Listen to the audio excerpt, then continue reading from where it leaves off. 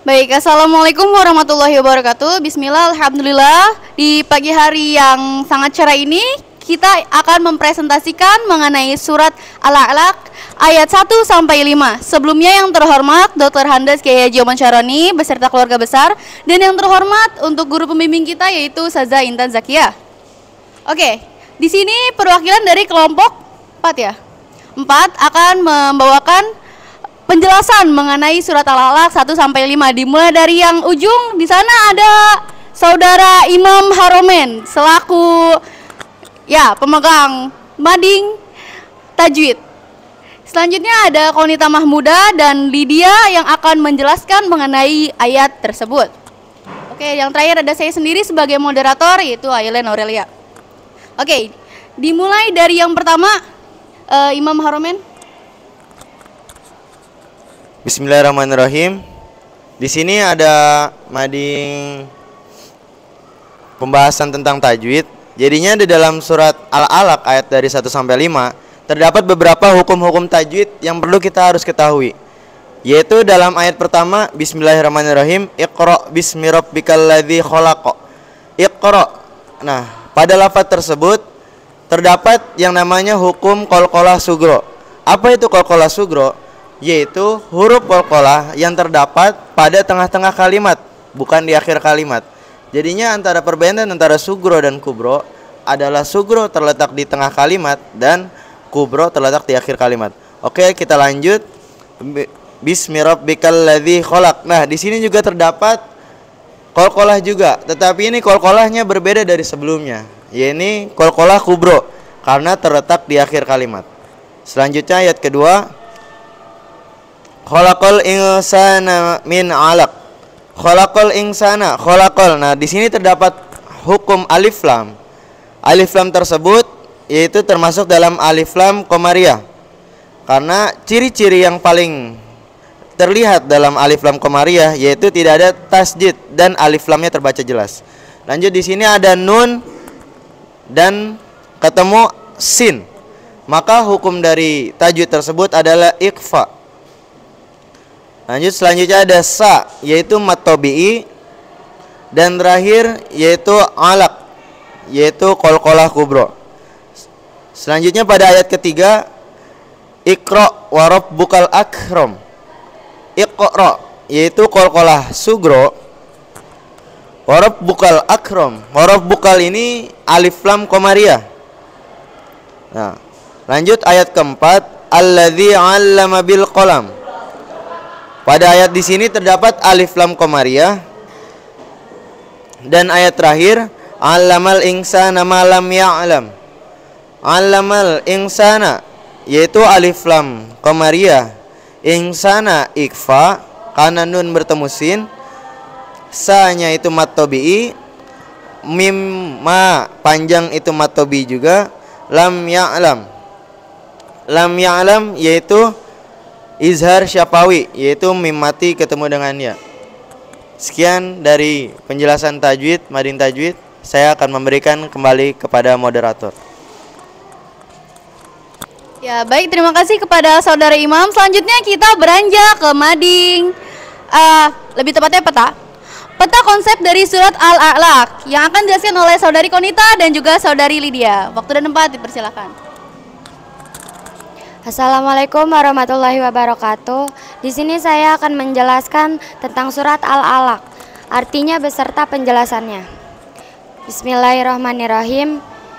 Iqra bismi rabbikal ladzi khalaq. Iqra, bacalah olehmu, bismi rabbikal ladzi khalaq, dengan nama Tuhanmu yang Maha Pencipta.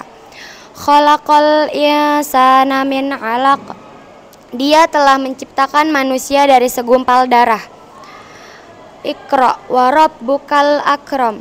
Bacalah dan Tuhanmu lah yang Maha Mulia. Allazi 'allama bil qalam, yang mengajarkan tulis menulis dengan menggunakan kalam atau pena. Allamal insana ma lam ya'lam. Dia mengajarkan manusia apa yang tadinya tidak diketahui. Nah, jadi Allah itu Maha Pencipta.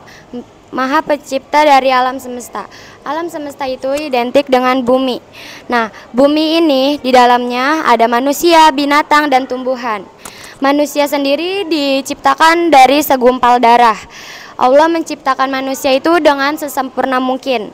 Allah juga memberi akhlak, ilmu, dan berperi kemanusiaan. Kalau manusia itu berilmu, sudah pasti mempunyai akal. Manusia berakhlak dan berilmu sudah pasti mempunyai rasa kemanusiaan atau pri kemanusiaan. Allah juga yang mengajarkan manusia dari apa yang tidak diketahuinya menjadi tahu. Tetapi Allah sendiri tidak mengajarkannya langsung kepada manusia. Allah menurunkan wahyu kepada malaikat Jibril untuk diberikan kepada Nabi Muhammad, dan Nabi Muhammad diberikan kepada umatnya sebagai petunjuk bagi kehidupan di dunia. Selanjutnya saya serahkan kepada moderator. Oke, selain dari pendapat dari saudari Konita, kita juga memiliki pendapat lain dari saudari Lydia.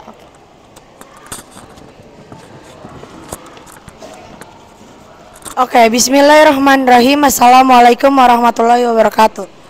Bismillahirrahmanirrahim. Iqra bismi rabbikal ladzi khalaq. Iqra.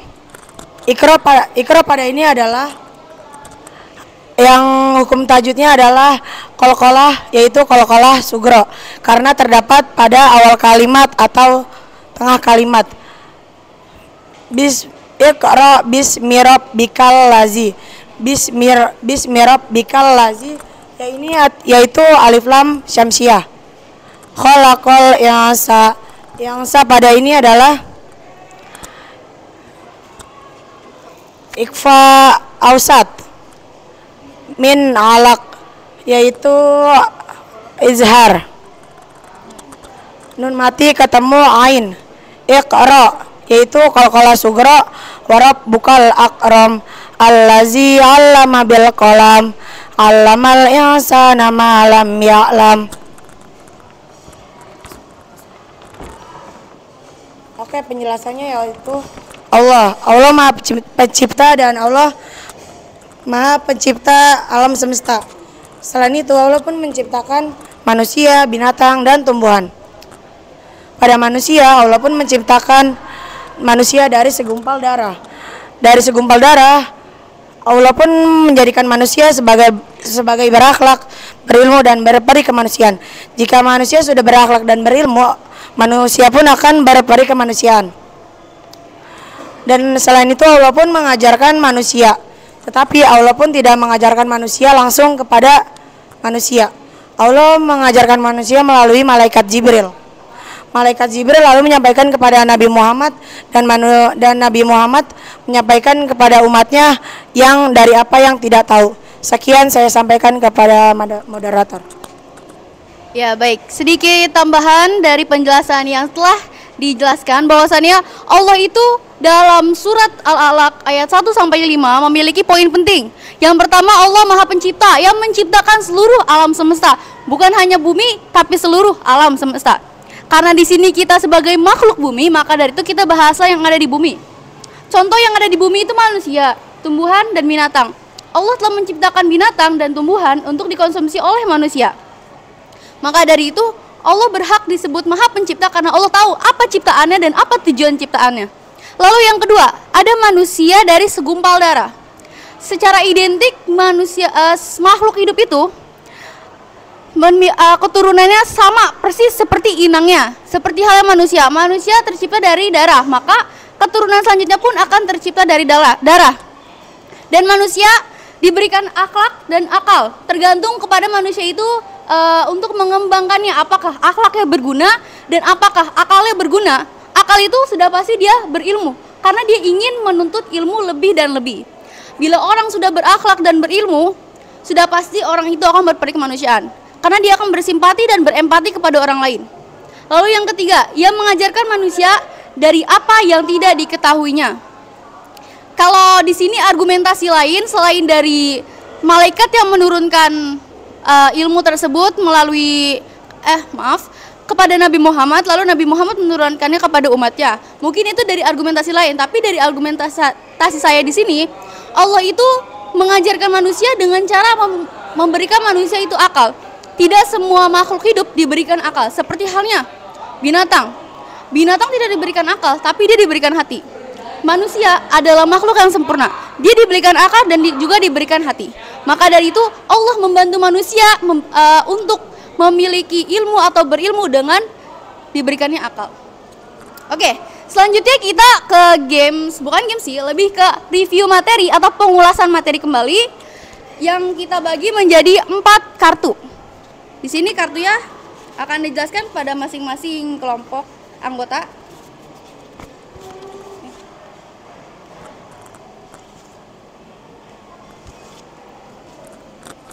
Oke, yang pertama kartu nomor 1 yang akan dibawakan oleh saudara Imam Haromen. Ini nih, bisa nggak?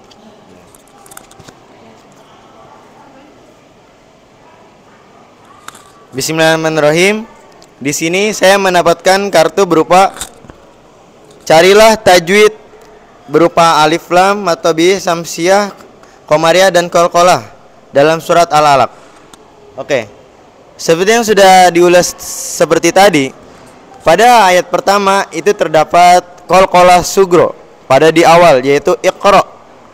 Dan selanjutnya terdapat qalqalah kubro pada akhir ayat. Selanjutnya khalaqal insan, yaitu terdapat alif lam komariah dan ikfa pada lafaz insa, dan sa panjang itu matobi'i. Dan terakhir adalah alaq, yaitu qalqalah kubro. Selanjutnya ayat ketiga Iqra, yaitu qalqalah sugro, wa rabbukal akram dan alif lam komariah. Pada ayat keempat alladzi 'allama bil qalam, alladzi yaitu alif lam syamsiyah, 'allama bil qalam yaitu alif lam komariah.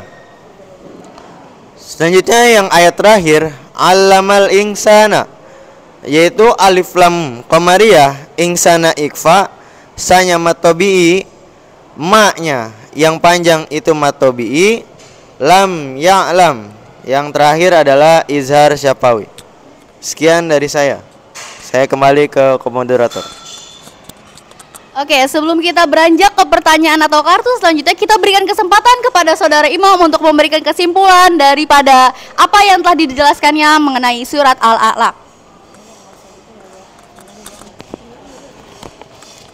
Jadi kesimpulan dari ayat 1 sampai 5 tentang mengenai perihal tajwid, bahwa di dalam surat Al-Alaq dari 1 sampai 5 itu mencakup antara lain ada alif lam syamsiyah, alif lam komariah, ada mat tabi'i, ikfa, dan terakhir adalah qalqalah, baik qalqalah sugro maupun kubro. Sekian. Oke, baik, terima kasih banyak kepada saudara Imam. Selanjutnya kita kembali kepada kartu yang kedua. Dia akan dibacakan oleh siapa? Oke, untuk saudari Lydia, kepadanya waktu dan tempat kami persilahkan. Saya mendapatkan soal, yaitu tuliskan terjemah surat dari surat Al-Alaq ayat 4, yakni Allazi 'allama bil qalam, yang artinya Allah mengajarkan kita dengan kolam atau pena. Sekian dari saya akan berikan kepada moderator. Oke, terima kasih kepada saudari Lydia. Jadi sengaja banget kita kosongin petanya nomor 1 dan 4 karena kita akan mereview materi lagi mengenai terjemahan surat ayat 1 dan yang keempat. Oke, selanjutnya nomor 3 itu saya sendiri yang berisi tuliskan terjemahan atau bacakan terjemahan surat Al-Alaq ayat 1. Yang pertama itu bismillah, Iqra bismi rabbikal ladzi khalaq. Iqra artinya bacalah, bismi dengan nama, Rabbika Tuhanmu, alladzi khalaq yang maha menciptakan. Jadi dianjurkan kepada kita semua untuk melakukan segala sesuatunya dengan mengucap atau menyebut nama Allah, atau mungkin diselingi dengan niat karena Allah Ta'ala, karena suatu perilaku yang baik akan berjalan baik bila kita mengingat Allah Subhanahu wa Ta'ala. Oke, selanjutnya kepada kartu yang terakhir, kartu nomor 4 yang akan dibacakan oleh saudari Konita. Waktu dan tempat kami persilahkan. Saya mendapat soal mengapa saat memulai segala sesuatu dengan mengucap nama Allah atau bismillah. Ketika kita mengucap bismillah, maka kita sudah menyerahkan segala sesuatunya kepada Allah. Kita sudah percaya bahwa semua yang kita usahakan itu tergantung dengan Allah. Ketika kita bekerja keras, kita deg-degan. Mengapa?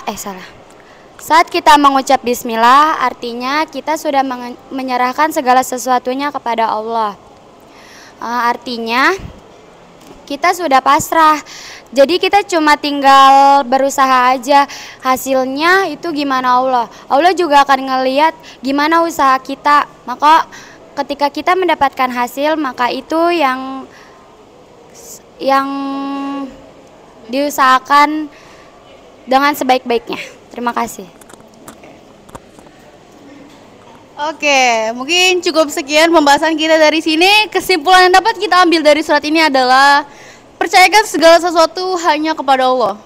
Karena segala sesuatu yang Allah berikan pasti memiliki alasan. Mau diberikan mau tidak pasti Allah memiliki alasan tersendiri. Kurang lebihnya mohon maaf. Wabillahi taufiq wal hidayah. Wassalamualaikum warahmatullahi wabarakatuh.